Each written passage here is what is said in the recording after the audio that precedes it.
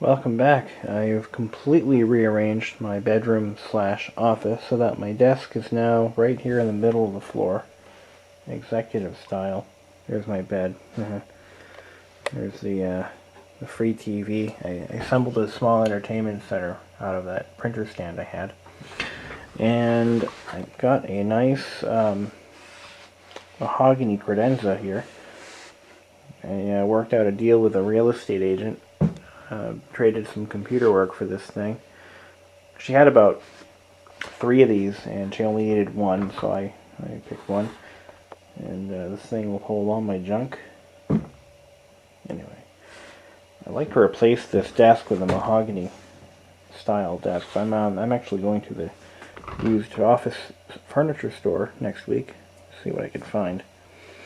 But this video is really about this machine that I salvaged from work. It was sitting in a closet since 2004, and it was manufactured in, I believe, early 2002. We had well, long before I ever worked where I work, they were going to try out a bunch of these things.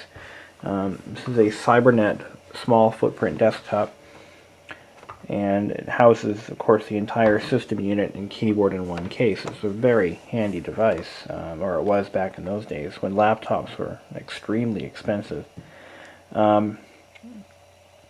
This was a machine that they only bought one, and they were going to replace all of the desktops with these. So they tested this one out. From what it appears, from what I've seen on it, it was used in the accounting department. And it's the coolest thing, it really is. Being from 2002, it is not a high-performance machine by any means, but it seems to run pretty well. It actually sports a Pentium III. I don't know what speed. I'm guessing around 1 gigahertz. It has 2 PC-133 slots. This is the memory that was in it, and I took it out and stuck a 512 in there. This is 3702 is when it was produced, or at least inventoried by Cybernet.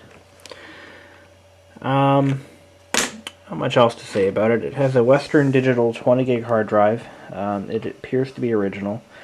It has a built-in unknown speed laptop style CD-ROM drive. And the guts of this seem to be a hybrid between laptop grade and desktop grade. So the speakers are tiny little speakers that are mounted. They sound pretty clear, I guess. Before we start it up, we'll take a look at the insides and I'll show you what it looks like. Okay, here's the unit opened up. It's not really hinged, I just have it propped open like this. But as you can see, the full-size 3.5-inch hard drive is right there. That is a Western Digital Caviar WD200. Power supply is mounted right above it. This is really just a low-voltage power supply, as the main power supply is a brick. Motherboard is very custom. I've never seen anything like it. CPU has active cooling. There's the fan. But it uses a custom-made heatsink and has a slight slope to it. 2 memory slots. Surprisingly, it doesn't use SODIMMs. We've got a Phoenix BIOS chip over there. We've got a chipset right there. I don't know what it is exactly. And believe it or not, the board actually has the Cybernet logo silk screened on.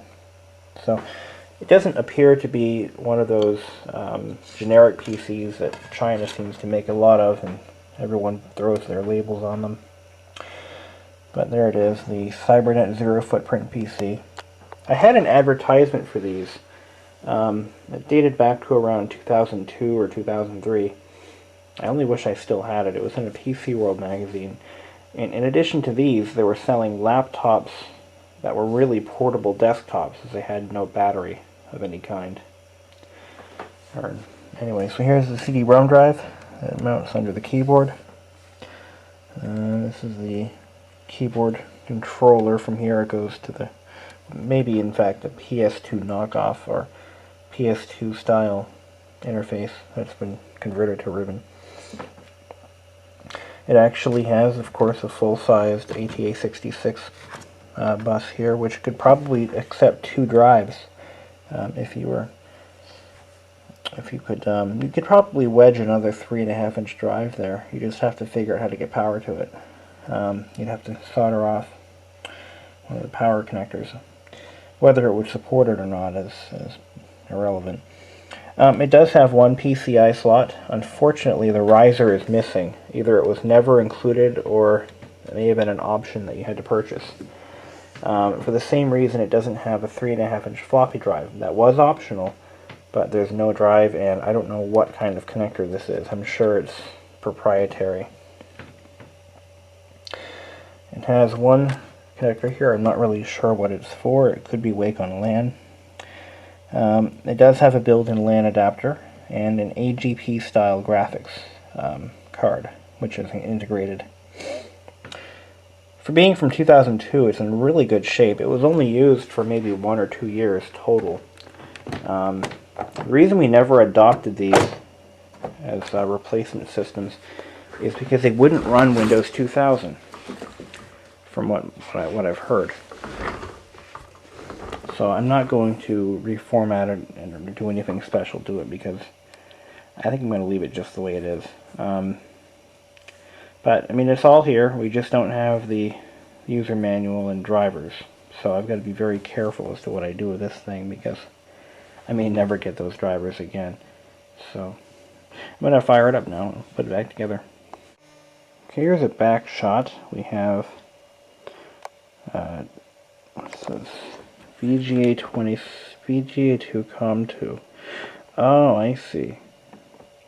I think there may have been an option for dual displays, but instead they used it as a COM port. So maybe on a different model there was a second VGA port. So there's VGA1, VGA2 or COM2, COM1, parallel, optional modem not installed, Kensington lock, composite video out, and 2 PS2 ports, 2 USB, and 1 Ethernet. POS, meaning point of sale. I'm guessing that these were also marketed towards the point of sale market, which only makes sense. Let's start it up.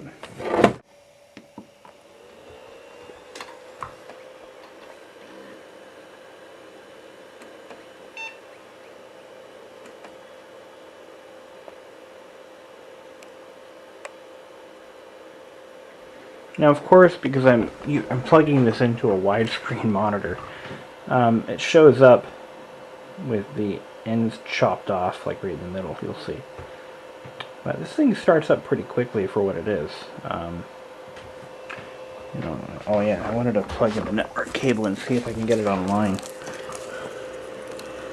I don't know if this is going to work. I think I've got to start it up from the beginning with it plugged in, but it's a little late for that now. When I plug it in, of course, the LAN indicator lights, which are actually here, they start flashing. So